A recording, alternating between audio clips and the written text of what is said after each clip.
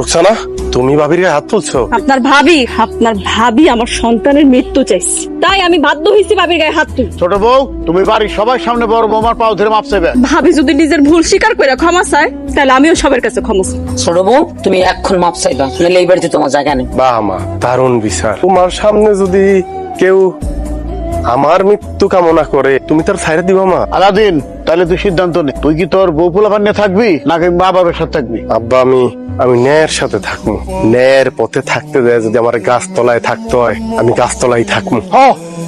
তুই গাছতলায় গিয়ে থাক। তোর মতো বেয়াদব এই বাড়িতে থাকার কোনো অধিকার নাই। তোর মতো বেয়াদব এই বাড়িতে থাকার কোনো যোগ্যতাই নাই। যা।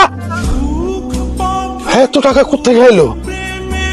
আলাদিন, সব টাকা তোর? এই জায়গায় আর কয় টাকা? এর চেয়ে অনেক বেশি টাকা আল্লাহ আমারে দিছে। পরিশ্রম আর সততা দিয়া বিদেশের বাড়িতে ব্যবসা কইরা এর চেয়ে অনেক বেশি টাকা আমি ইনকাম করছি। কিন্তু রুকসানা যে বারবার কইতো যে তোমার বিপদের দিন আইলে জাগলো গিয়া তুমি বুক পাইতা দিতাছো, তারা তোমার পিঠ দেখাইবো, বিশ্বাস না হইলে বিপদে পইরা দেখো, তখন বুঝবা যারা আপন হওয়ার তারা টাকা ছাড়াই আপন হয়। আব্বা, চাচুর জমি কেনার জন্য টাকা লাগবে, টাকাগুলো দিয়ে দাও। ও মা, শাশুর অনেক টাকা দরকার, শাশুরে সব টাকা দিয়ে দাও, আমার কোনো আপত্তি নাই। তারপরও ভালো থাকুক শাশুরা, ভালো থাকুক আমার পরিবার। চলো, ওই যে ভাই কইছে না, ওজনে গাছতলায় থাকবো, কিন্তু স্বার্থপরদের সাথে ভাইজান টাকা দিয়া গেলাম। চলো।